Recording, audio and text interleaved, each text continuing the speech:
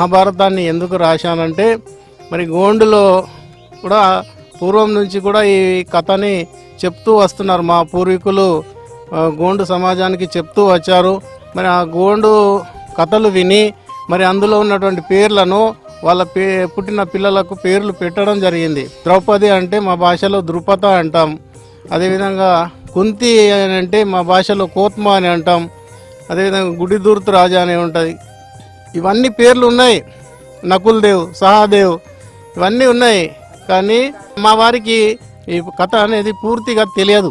మరి మా వారికి కథని పూర్తిగా తెలియజేయడానికి ఈ 18 పర్వాల యొక్క కథ మొత్తము వాళ్ళకు తెలవాలనే ఉద్దేశంతోనే ఈ కథని నేను రాయడం జరిగింది.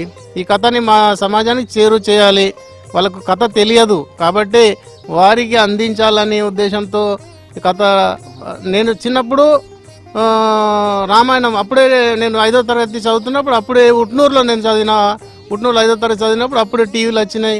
నేను దూరదర్శన్లో ఆ యొక్క మహాభారత కథని చూశాను. చూసి అంటే ఆ కథ అంత మంచిగా ఉన్నది. నేను ప్రతిరోజు చూసేవాడిని. చూసి నా మైండ్లో ఫిక్స్ అయిపోయింది ఆ కథ.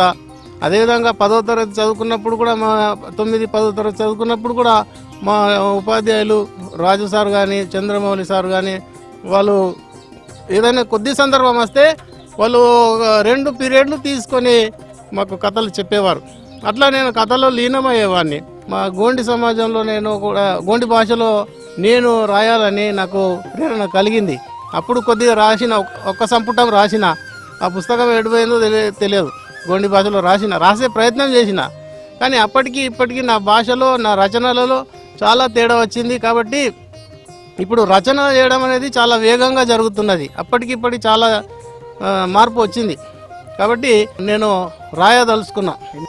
ఈ పుస్తకాన్ని నేనైతే 3 నెలలు రాశాను. ఎందుకు రాశానంటే నేనే స్వయంగా టైప్ చేసినా కాబట్టి 3 నెలలు పట్టింది. అదే వేరే వాళ్ళు టైప్ చేస్తే ఇది 2 సంవత్సరాలు పట్టేది. దాదాపు మార్చి నెలలో ఈ 2024 మార్చి 10 తర్వాత అంటే నేను అంతకుముందు ఒక సద్విచార్ అనే యూత్ని మోటివేట్ చేయడానికి ఒకటి రాశాను పుస్తకం. దానికి ప్రింటింగ్ కూడా ఇచ్చాను. ప్రింటింగ్ ఇచ్చి అంటే 15,000 రూపాయలు అడ్వాన్స్ కూడా ఇచ్చాను. దీన్ని ప్రింట్ చేద్దాం అనుకుంటే నాకు ఇక్కడ ఫండింగ్ రాలేదు. దాన్ని ఆపేసి మరి ఒక పుస్తకం అయితే అయిపోయింది. మహాభారతం రాయాలని అనిపించింది. అంటే అక్కడ పుస్తకాలు దొరికినాయి, 5 సంపుటాలు దొరికినాయి. ఇక నేను మహాభారతం రాయాలనుకున్నాను.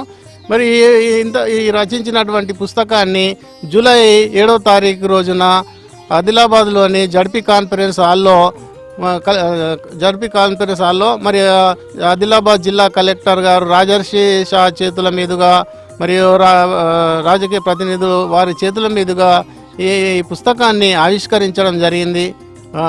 ఈ తెలుగు లిపిలో ఎందుకు రాయడం జరిగిందంటే ఇప్పుడు ఈ తెలుగు లిపిలో ఎక్కువ మంది చదువుతారు. ఇప్పుడు మా గోండి లిపి కూడా ఉంది, కానీ అది ఎక్కువ మందికి ఇంకా తెలియదు.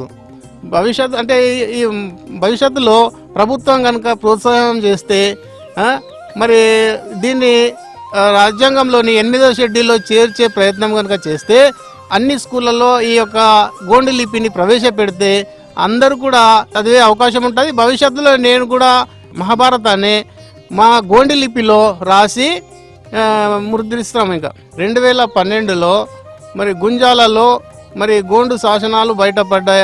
మొహంజదారో హరప్ప గుంజాల గోండి లిపి బయటపడింది. కాబట్టి దాన్ని అభివృద్ధి పరచడానికి ప్రభుత్వము చొరవ తీసుకొని మరి మా యొక్క భాషని అభివృద్ధి పరిచే విధంగా చర్యలు తీసుకోవాలని నేను ప్రభుత్వానికి మనవి చేస్తున్నాను. పూర్వం నుంచే మా యొక్క తోటి సమాజము మరి గోండులకు ఈ యొక్క మహాభారత మరియు పాండికుపల్లింగో కథలను జంగుబాయి కథలను చెప్తూ వచ్చారు.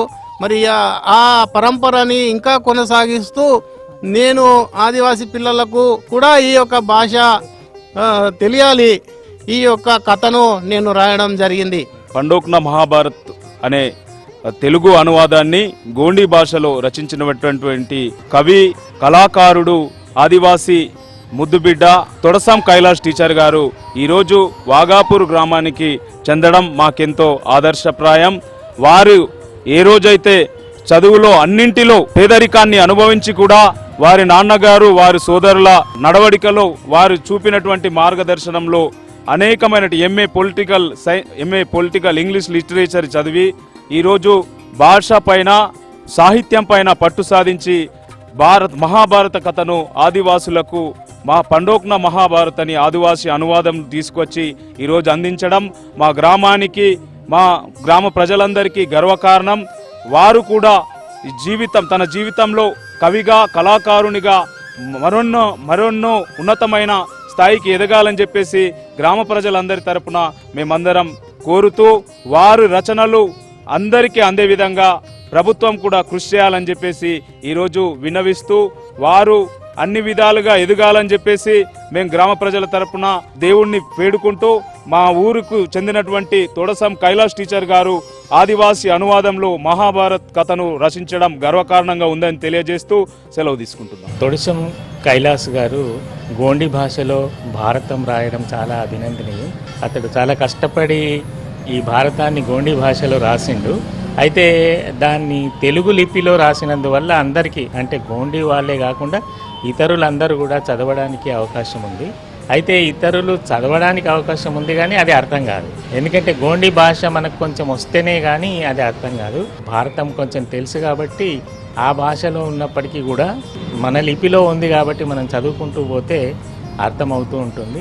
అతన్ని చూసి ఇంకా కొందరు విద్యావంతులు రామాయణాన్ని, భారతాన్ని, భాగవతాన్ని, ఇంకా మంచి మంచి పుస్తకాలని గోండి భాషలోకి అనువాదం చేస్తే ఇంకా మంచిగా ఉంటుంది. నా కొడుకు మహాభారతం తీసిండంటే ఎంతో నాకు గొప్పతనం, ఎంతో ప్రేమ, ఎంతో మొత్తం దేశంకు ప్రపంచంలో అందుకోవాలా నాకు కోరిక. ఇది ఒకటి భావన. మా కోయ గోష్ఠినే లీకీతోరు నా మరి